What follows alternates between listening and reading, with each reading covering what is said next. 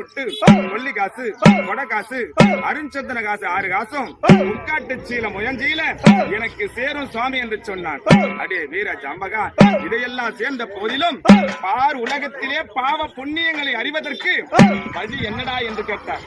சுவாமி, நான் பாவம் செய்தவர்களை சொல்லுகிறேன் என்று சொல்லி கூலிய குறைத்தவரும் குறைப்படி இட்டவரும் இட்டுட்டு ஏசி கட்டியவரும் போட்டுட்டு புறஞ்சொன்னவரும் தாயை அடித்தவரும் தன்பரப்ப வந்தவரும் பங்கிலே பங்கு பதறி எடுத்தவரும் அங்காடி கூடைய அதிர்வலை இட்டவரும் நடக்கிற வழியிலே முள்ளிட்டவரும் கடிக்கிற நாயை விட்டு வெடிக்க பார்த்தவரும் கறந்த பாலிலே நீரிட்டு கலந்தவரும் கறந்த பாலை காலால் எட்டு உழைத்தவரும் கன்றுக்கு பாலிடாதவரும் அண்ணன் தம்பிக்கு துரோகம் செய்தவரும் எல்லக்கல்லை புரட்டி நட்டவரும் தன் தாரம் இருக்க பிற தாரத்து மீது ஆசைப்பட்டவரும் கட்டிய கணவன் இருக்க மறு கணவன் மீது ஆசைப்பட்டவரும் கோவிலை இடித்தவரும் குளத்தை துத்தவரும் கோவில் சொத்தை தின்றவரும் கொலை புரிந்தவரும் கொள்ளை எடித்தவரும் இப்பேற்பட்டவர்கள் எல்லாம் பாவிகள் சுவாமி என்று சொன்னான் வீரஜாம்பையன்.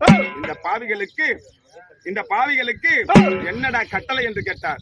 சுவாமி, பேர்பட்ட பாவிகளை எல்லாம் அட்டக்குழி அரணக்குழி மல்லிக்குழி பாம்பு குழி என்று சொல்லக்கூடிய 7ஆம் நரகத்திலே தள்ளி 7ஆம் நரகத்திலே இடுவார்கள் சுவாமி என்று சொன்னான் வீரஜாம்பகன். அடே வீரஜாம்பகா, புண்ணியம் செய்தவர்களுக்கு என்னடா கட்டளை என்று கேட்டார். சுவாமி, நான் புண்ணியம் செய்தவர்களின் கட்டளையை சொல்ல வேண்டும் என்றால் எனக்கு புண்ணிய காணிக்கை கொடுத்தால் புண்ணியம் செய்தவர்களின் கட்டளை சொல்லுகிறேன் என்று சொன்னான் வீரஜாம்பகன். அண்ணா, இப்ப புண்ணிய காசு விடு. அடே வீரஜாம்பகா, புண்ணியம் செய்தவர்களுக்கு என்னடா கட்டளை என்று கேட்டார்.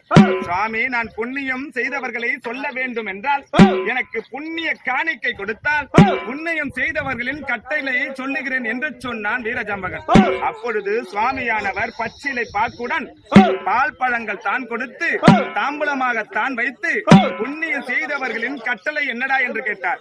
சுவாமி, மாமரம் வைத்தவரும் பூமரம் வைத்தவரும் மயிலேற மதில்சுவர் கட்டியவரும் தாய் தந்தையை தெய்வமாக நினைத்தவரும் அடுத்தவர் மனம் நோகாமல் நடந்திருந்தவரும் நடக்கிற வழியிலே இறங்கி முள் எடுத்தவரும் கடிக்கிற தலையை பார்த்தவரும் பசி என்று வந்தவர்க்கு பால் சோர் கொடுத்தவரும் அன்னதானம் செய்தவரும் கோதானம் செய்தவரும் தவிக்கிற வாய்க்கு தண்ணீர் கொடுத்தவரும் தண்ணீர் தாகத்தை தீர்த்தவரும் கோவிலை கட்டியவரும் குளத்தை வெட்டியவரும் கோவிலை கட்டி கும்பாபிஷேகம் செய்தவரும் நீதி நெறி தவறாமல் அரசாட்சி செய்தவரும் இன்று அடிமையாய் நின்று ஆண்டவள் வரலாறு சொல்லும் பொழுது ஆண்டவனுக்காக புண்ணிய காசு போட்டவர்கள் எல்லாம் புண்ணியவான்கள் சுவாமி என்று சொன்னான் வீரஜாம்பகன்.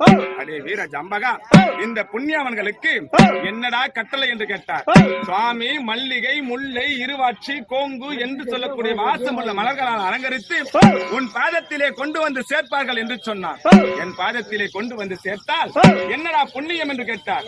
இந்த விண்ணிற்கும் மண்ணிற்கும் நின்றவரும் நீயே, இன்று விதி முடிய விதி விலக்கை எழுதியவரும் நீயே, இன்று விதி முடிந்து வந்திருக்கும் அவர் பேரு நடராஜு என்று சொல்லக்கூடிய நரனை கண்டு அவர் செய்த பாவத்தை நீக்கி சொர்க்கத்தை அளிக்க வேண்டும் என்று கேட்டான் வீரஜாம்பகன். அடே வீரஜாம்பகா, இந்த பார் உலகத்திலே பாவ புண்ணியங்களுக்கு பரிகாரம் இருக்கின்றது என்றால் பார் உலகத்திலே பாவ புண்ணியங்களுக்கு பரிகாரம் இருக்கின்றது என்றால் உன் எண்ணம் நிறைவேறட்டும் என்று எனக்கு வரமளித்தா சிவபெருமான். அந்த ஐயனிடத்திலே வரம் பெற்ற அடியவன் நான். இன்று விதி வந்திருக்கும் நடராஜி என்று சொல்லக்கூடிய நரனை கண்டு அவர் கால்கட்டை அவித்து கைக்கட்டை அவித்து சாலோக சாமீப சாரூப சாயுச்சம் என்று சொல்லக்கூடிய 4ஆம் பதவி ஆகிய இப்ப சொல்லு பட்டைய நாமமா